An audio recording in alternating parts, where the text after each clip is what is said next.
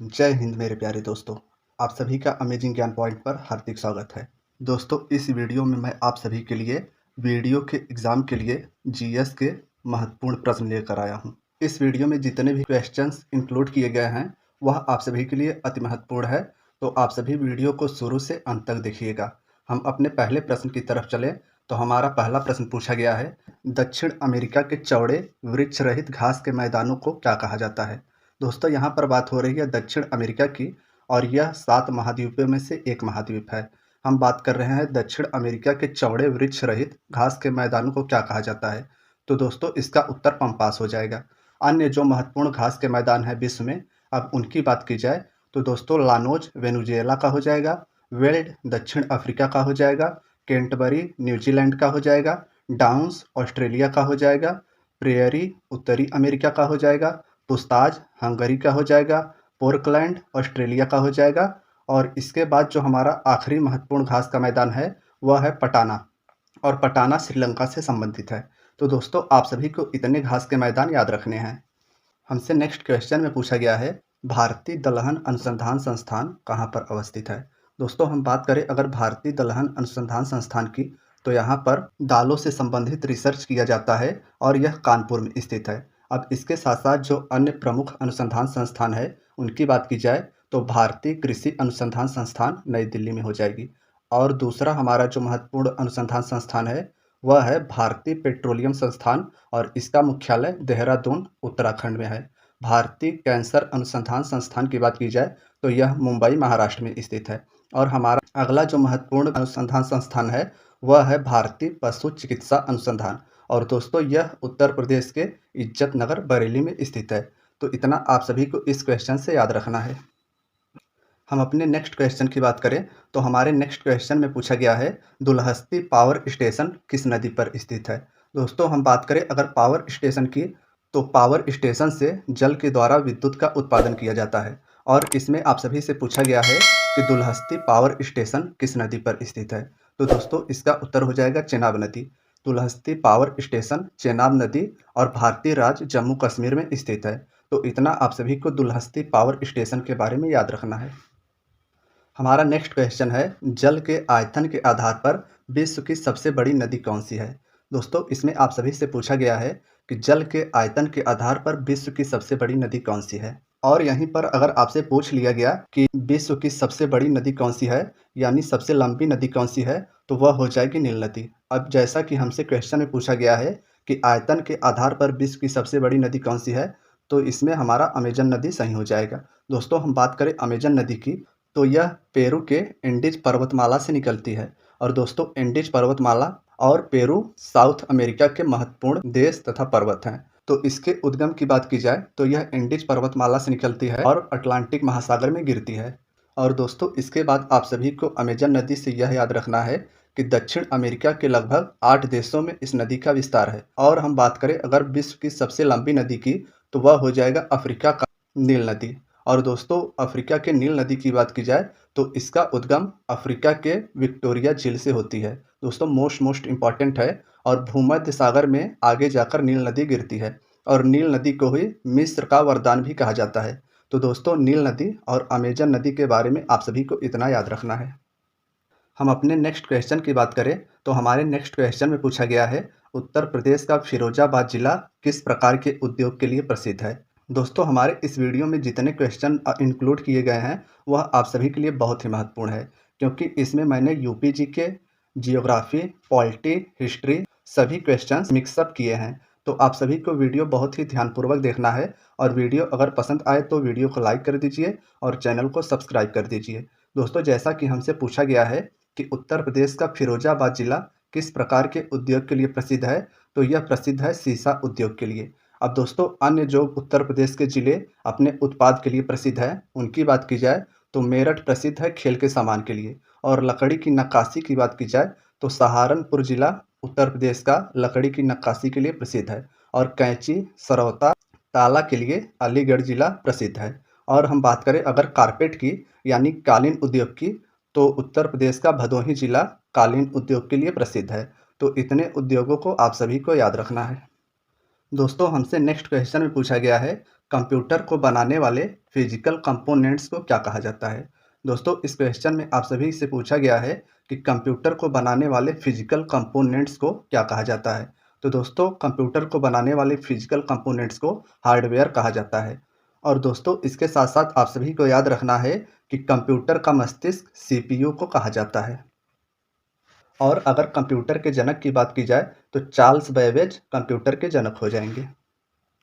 हमारा next question है, बच्चों में सूखा रोग तथा वयस्कों में ऑस्टियोपोरोसिस रोग होता है और यह किस विटामिन की कमी के कारण होता है? दोस्तों, क्वेश्चन बहुत ही महत्वपूर्ण है, तो आप सभी को याद रखना है कि बच्चों में सूखा रोग तथा वयस्कों में ऑस्टियोपोरोसिस विटामिन सी की कमी से होता है। अब हम बात करें अगर विटामिन सी की, तो दोस्तों विटामिन सी का रासायनिक नाम एस्कॉर्बिक अम्ल हो जाएगा। तो विटामिन सी का रासायनिक नाम क्या है? एस्कॉर्बिक अम्ल है। और हम बात करें विटामिन सी के प्रमुख स्रोत की, तो विटामिन सी के प्रमुख स्रोत खट्टे फल, नींबू, संतरा, आंवला आदि हो जाएंगे। दोस्तों, हमारा अगला क्वेश्चन पूछा गया है, डम्फा वन्यजीव अभयारण्य किस भारतीय राज्य में अवस्थित है? दोस्तों, हम बात करें अगर डम्फा वन्यजीव अभयारण्य की, तो यह आप सभी के एग्जाम के लिए बहुत ही महत्वपूर्ण है और यह भारतीय राज्य मिजोरम में स्थित है। अब हम अन्य वन्यजीव अभयारण्य जो महत्वपूर्ण है उनकी बात करें, तो झारखंड का पलामू अभयारण्य, यह भी आप सभी के लिए बहुत ही इंपॉर्टेंट हो जाएगा। अगला जो हमारा वन्यजीव अभयारण्य है वह है हजारीबाग वन्यजीव अभयारण्य। और दोस्तों, हजारीबाग वन्यजीव अभयारण्य भारतीय राज्य झारखंड में स्थित है। दोस्तों, हमारा जो अगला वन्यजीव अभयारण्य महत्वपूर्ण है वह है कैमूर वन्यजीव अभयारण्य और यह भारतीय राज्य बिहार में स्थित है। हमारा जो अगला वन्यजीव अभयारण्य है वह है भद्रा अभयारण्य। तो दोस्तों, इसकी बात की जाए तो यह कर्नाटक राज्य में स्थित है। तो इतने वन्यजीव अभयारण्य आप सभी को याद रखने हैं। नेक्स्ट क्वेश्चन है, संयुक्त राष्ट्र संघ यानी यूएनओ की सुरक्षा परिषद में कुल कितने अस्थायी सदस्य हैं? तो दोस्तों, इसका सही उत्तर हो जाएगा 5। यूएनओ की सुरक्षा परिषद में कुल मिलाकर 5 अस्थायी सदस्य हैं। अब हम बात करें कि सुरक्षा परिषद के जो अस्थायी सदस्य हैं वो कौन कौन से देश हैं, तो दोस्तों इसमें चीन हो जाएगा, फ्रांस हो जाएगा, रसिया हो जाएगा, यूके हो जाएगा और यूएस। इन पांचों को आप सभी को याद रखना है। और हम बात करें अगर इसके बाद यूएनओ के मुख्यालय की, तो दोस्तों यूएनओ का मुख्यालय मैनहट्टन द्वीप न्यूयॉर्क अमेरिका में स्थित है। और इसके ऑफिशियल लैंग्वेज यानी भाषाओं की बात की जाए तो अरबी, चीनी, अंग्रेजी, फ्रांसीसी, रसिया की रूसी और स्पेन की स्पेनिश, यह सभी यूएनओ की आधिकारिक भाषाएं हैं। और दोस्तों, इसका जो नवीनतम भाषा है वह है अरबी। तो इतना आप सभी को याद रखना है। दोस्तों, हम बात करें अगर यूएनओ की, तो यूएनओ में कुल मिलाकर 6 अंग हैं और इन 6 अंगों में से एक अंग है सुरक्षा परिषद। तो इस क्वेश्चन से आप सभी को इतना याद रखना है। दोस्तों, हमारा नेक्स्ट क्वेश्चन है, 52वां संविधान संशोधन अधिनियम द्वारा वर्ष 1985 ईस्वी में कौन सी अनुसूची को भारतीय संविधान में जोड़ा गया था? तो दोस्तों, 52वें संविधान संशोधन के द्वारा वर्ष 1985 ईस्वी में 10वीं अनुसूची को जोड़ा गया था। और हम बात करें अगर 10वीं अनुसूची की, तो 10वीं अनुसूची दल बदल विरोधी कानून से संबंधित है और इस अधिनियम को वर्ष 1985 ईस्वी में पारित किया गया था। तो इस क्वेश्चन से आप सभी को इतना याद रखना है। दोस्तों, हमारा नेक्स्ट क्वेश्चन है, महाराजा रणजीत सिंह ने विश्व प्रसिद्ध कोहिनूर हीरा किस शासक से प्राप्त किया था? हम बात करें अगर महाराजा रणजीत सिंह की, तो यह सिख साम्राज्य के एक प्रमुख महाराजा थे और इन्हें शेर ए पंजाब के नाम से जाना जाता था। और हम बात करें अगर सिख साम्राज्य में महाराजा रणजीत सिंह की राजधानी की, तो इनकी राजधानी वर्तमान में पाकिस्तान का एक शहर है लाहौर और वहीं पर इनकी राजधानी थी। अब हमसे क्वेश्चन में पूछा गया था कि महाराजा रणजीत सिंह ने विश्व प्रसिद्ध कोहिनूर हीरा किस शासक से प्राप्त किया था? तो दोस्तों, इसका सही उत्तर हो जाएगा शाह सूजा। शाह सूजा से महाराजा रणजीत सिंह ने विश्व प्रसिद्ध कोहिनूर हीरा प्राप्त किया था। दोस्तों, हमारा नेक्स्ट क्वेश्चन है, स्वामी विवेकानंद का मूल नाम क्या था? बात करें अगर हम स्वामी विवेकानंद की, तो स्वामी विवेकानंद जी के गुरु रामकृष्ण परमहंस थे। कौन थे? तो वह थे रामकृष्ण परमहंस। और दोस्तों, इनके प्रमुख पुस्तकों की बात की जाए तो इनका प्रमुख पुस्तक हो जाएगा राजयोग। और इनका जन्म भारतीय राज्य पश्चिम बंगाल के कलकत्ता शहर में हुआ था और इन्हीं के जन्मदिन के ही अवसर पर राष्ट्रीय युवा दिवस 12 जनवरी को मनाया जाता है। अब इस क्वेश्चन में आप सभी से पूछा गया था कि स्वामी विवेकानंद जी का मूल नाम क्या था? तो दोस्तों, स्वामी विवेकानंद जी का मूल नाम नरेंद्रनाथ दत्त था। तो इस क्वेश्चन से आप सभी को इतना याद रखना है। तो हम अपने अगले क्वेश्चन की बात करें। दोस्तों, इस क्वेश्चन में पूछा गया है, साधारण नमक का रासायनिक नाम क्या है? हम सभी साधारण नमक को रॉक साल्ट या टेबल साल्ट के नाम से भी जानते हैं और इसका रासायनिक नाम NaCl यानी सोडियम क्लोराइड हो जाएगा। तो दोस्तों इस क्वेश्चन को आप सभी को याद रखना है। हम अपने अगले क्वेश्चन की बात करें तो हमारे अगले क्वेश्चन में पूछा गया है लावड़ी और तमाशा किस भारतीय राज्य का प्रसिद्ध लोक नृत्य है।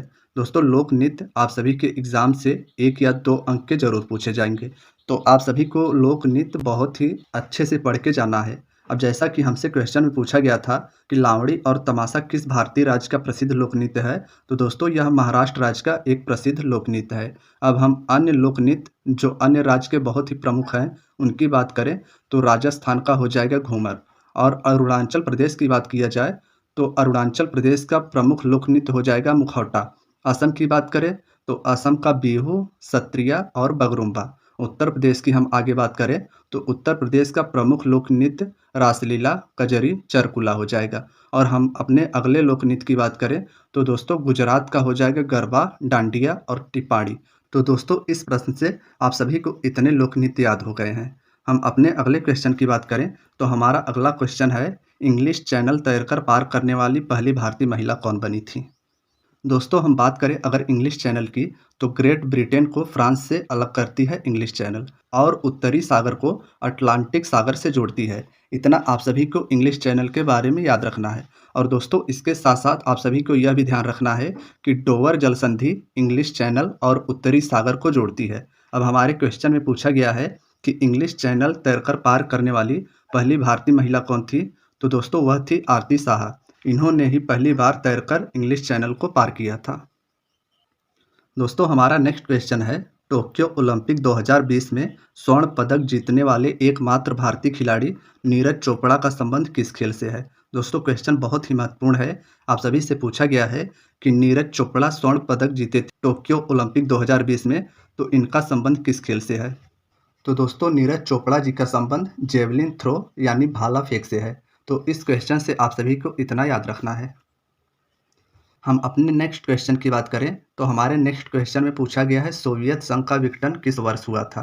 दोस्तों सोवियत संघ को वर्तमान में रूस के रूप में आप सभी जान सकते हैं कि सोवियत संघ का जब विघटन हुआ था तो इससे टूटकर कुल मिलाकर 15 देशों का निर्माण हुआ था। और इनमें जो प्रमुख देश हैं वह है रूस, यूक्रेन, बेलारूस, कजाकिस्तान, अन्य भी देश हैं। तो आप सभी से जैसा कि क्वेश्चन में पूछा गया है कि सोवियत संघ का विघटन किस वर्ष हुआ था, तो दोस्तों वर्ष 1991 ईस्वी में सोवियत संघ का विघटन हुआ था।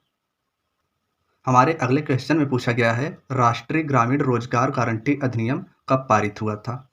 तो दोस्तों हम बात करें अगर राष्ट्रीय ग्रामीण रोजगार गारंटी अधिनियम की तो यह वर्ष 2005 में पारित किया गया था और उस समय इसका नाम था नरेगा, और वर्ष 2009 में इसका नाम बदलकर मनरेगा कर दिया गया था। और दोस्तों मनरेगा के अंतर्गत एक वर्ष में 100 दिन के रोजगार की गारंटी है।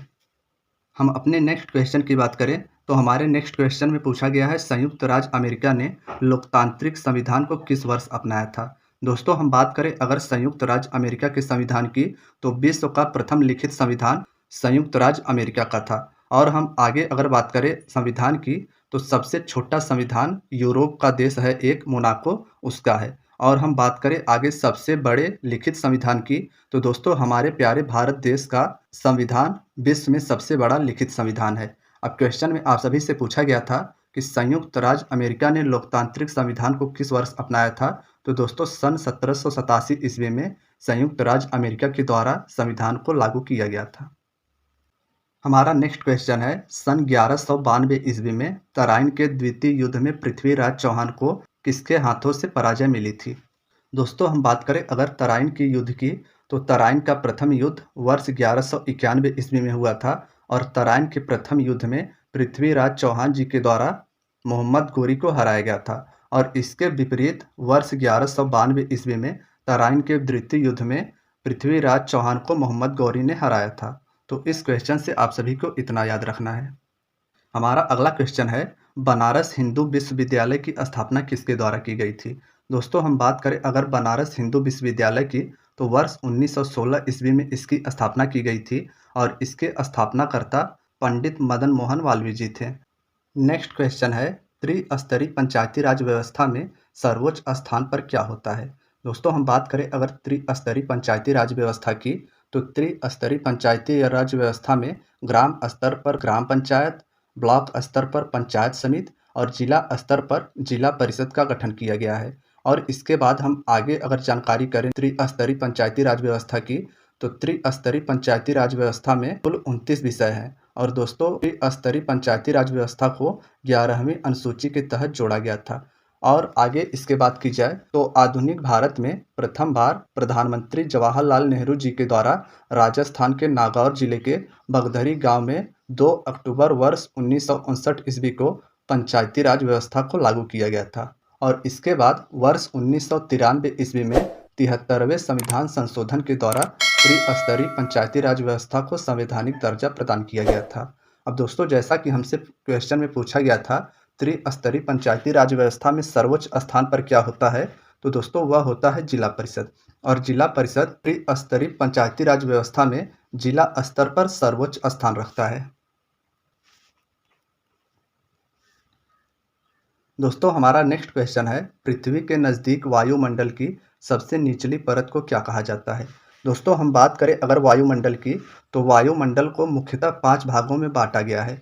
अब हम इनके नाम की बात करें तो सबसे निचला मंडल हो जाएगा क्षोभ मंडल, उसके बाद समताप मंडल, उसके बाद मध्य मंडल, उसके बाद आयन मंडल और उसके बाद बाह्य मंडल। अब हमसे जैसा कि क्वेश्चन में पूछा गया था पृथ्वी के नज़दीक वायुमंडल की सबसे निचली परत को क्या कहा जाता है, तो दोस्तों इसे क्षोभ मंडल कहा जाता है। और क्षोभ मंडल में ही सारे मौसमी घटनाएं यानी बारिश, तूफान आदि होते हैं। और इसके साथ साथ आप सभी को याद रखना है कि वायुयान के उड़ने के लिए सबसे आदर्श मंडल है वह है समताप मंडल। दोस्तों हमारे नेक्स्ट क्वेश्चन में पूछा गया है किसके शासनकाल के दौरान मराठा सत्ता सर्वोच्च शिखर और सत्ता पर था। तो दोस्तों बालाजी बाजीराव नामक एक पेशवा हुए थे और इनके शासनकाल के दौरान ही मराठा सत्ता सर्वोच्च शिखर पर था। अब हम बात करें अगर बालाजी बाजीराव जी को, तो इन्हें ही नाना साहब के नाम से जाना जाता है और वे मराठा साम्राज्य के पेशवा थे। और दोस्तों इसके बाद हम बात करें इन्हें पेशवा कब बनाया गया था, तो बालाजी बाजीराव जी को 1740 ईस्वी में अपने पिता बाजीराव प्रथम की मृत्यु के बाद पेशवा पद की जिम्मेदारी प्रदान की गई थी। और इन्हें पेशवा पद की जिम्मेदारी छत्रपति साहू जी महाराज जी के द्वारा प्रदान किया गया था। दोस्तों हमारा नेक्स्ट क्वेश्चन है भारत के किस शहर को वर्ष 1858 ईस्वी में केवल एक दिन के लिए भारत की राजधानी घोषित किया गया था। तो दोस्तों उत्तर प्रदेश राज्य में स्थित है इलाहाबाद शहर और जिसका वर्तमान में नाम बदलकर प्रयागराज कर दिया गया है। और इसे ही वर्ष 1858 ईस्वी में केवल एक दिन के लिए भारत की राजधानी घोषित किया गया था। हम अपने नेक्स्ट क्वेश्चन की बात करें तो हमारे नेक्स्ट क्वेश्चन में पूछा गया है बंगाल व बिहार में अस्थाई बंदोबस्त की शुरुआत किसके शासनकाल के दौरान हुई थी।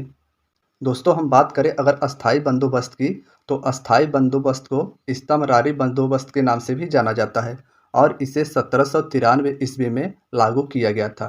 दोस्तों हम बात करें अगर अस्थाई बंदोबस्त की कि इसे किस लिए लागू किया गया था, लॉर्ड कॉर्नवालिस से पहले एक गवर्नर जनरल हुआ करते थे, उनका नाम था वारेन हेस्टिंग। और उनके द्वारा ही बंगाल में स्थापित कर संग्रहण की ठेकेदारी व्यवस्था से किसानों की स्थिति शोचनीय हो गई थी।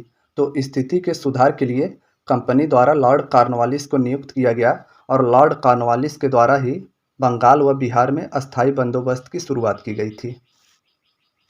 दोस्तों हम अपने नेक्स्ट क्वेश्चन की बात करें तो हमारे नेक्स्ट क्वेश्चन में पूछा गया है खट्टे फलों में मुख्यतः कौन सा अम्ल पाया जाता है, यानी खट्टे फलों में मुख्यतः कौन सा एसिड पाया जाता है। तो दोस्तों खट्टे फलों में साइट्रिक अम्ल पाया जाता है। दोस्तों हमारा नेक्स्ट क्वेश्चन है आंवला में कौन सा विटामिन प्रचुर मात्रा में पाया जाता है। तो दोस्तों हम बात करें अगर आंवला की, तो उत्तर प्रदेश का एक जिला है प्रतापगढ़ और वहाँ पर आंवला का सर्वाधिक उत्पादन किया जाता है। और आंवला में विटामिन की मात्रा की बात की जाए तो आंवला में सर्वाधिक मात्रा में विटामिन सी को पाया जाता है। हमारा अगला क्वेश्चन है भारतीय संविधान में प्रथम संशोधन किस वर्ष किया गया था। तो दोस्तों हम बात करें अगर भारतीय संविधान की, तो भारतीय संविधान को 26 जनवरी वर्ष 1950 ईस्वी में लागू किया गया था। और इसके प्रथम संशोधन की बात की जा रही है तो इसका प्रथम संशोधन वर्ष 1950 ईस्वी में किया गया था। और अगर आप सभी से पूछ लिया गया कि यह प्रथम संविधान संशोधन किस लिए किया गया था, तो यह कृषि से संबंधित था और इसी संविधान संशोधन के अंतर्गत ही जमींदारी का उन्मूलन किया गया था।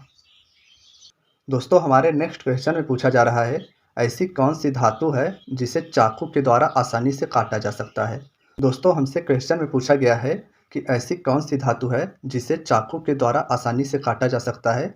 तो दोस्तों सोडियम धातु को चाकू के द्वारा आसानी से काटा जा सकता है। दोस्तों हम बात करें अगर सोडियम की, तो इसका जो सिंबल हो जाएगा वह हो जाएगा Na, और इसके एटॉमिक नंबर यानी परमाणु संख्या की बात की जाए तो इसका परमाणु संख्या 11 हो जाएगा, और यह आधुनिक आवर्त सारणी के प्रथम समूह का दूसरा तत्व है। तो आप सभी को सोडियम धातु के बारे में इतना याद रखना है। दोस्तों हमारे नेक्स्ट क्वेश्चन में पूछा गया है, भारत में सफ़ेद क्रांति का जनक किसे कहा जाता है।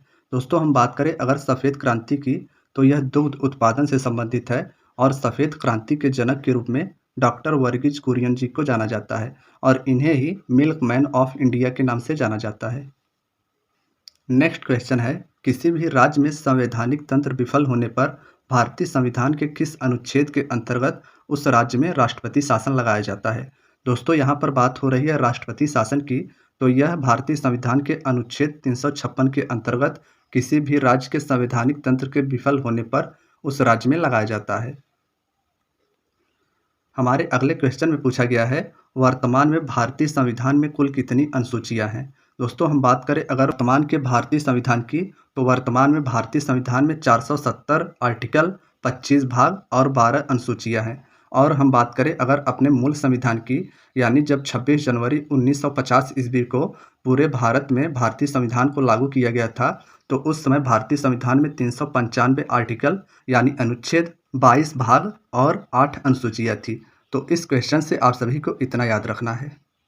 अब हमारे नेक्स्ट क्वेश्चन में पूछा गया है, किस संविधान संशोधन के द्वारा भारतीय संविधान की प्रस्तावना में धर्मनिरपेक्ष और समाजवादी शब्द को जोड़ा गया था।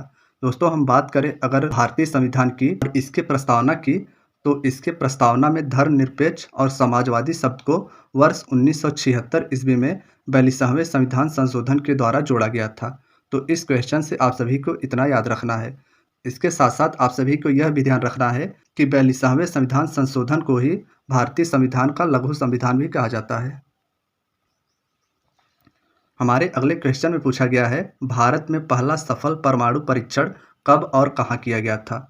दोस्तों हम बात करें अगर भारत के पहले परमाणु सफल परीक्षण की, तो यह किया गया था राजस्थान के पोखरण में, और इसके परीक्षण की बात की जाए तो 14 मई 1974 ईस्वी में इसका परीक्षण किया गया था। और दोस्तों इसके अगर नाम की बात की जाए तो इस परीक्षण का नाम रखा गया था स्माइलिंग बुद्धा। दोस्तों मोस्ट इम्पॉर्टेंट है, तो भारत का पहला जो सफल परमाणु परीक्षण किया गया था उसका नाम स्माइलिंग बुद्धा था।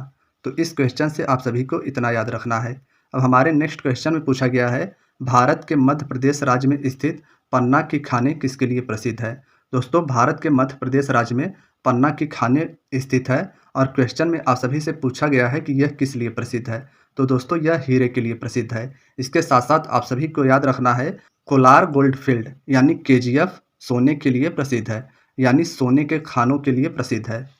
तो दोस्तों आज की वीडियो यहीं तक थी। वीडियो अगर पसंद आई हो तो वीडियो को लाइक कर दीजिए, चैनल को सब्सक्राइब कर लीजिए। धन्यवाद दोस्तों।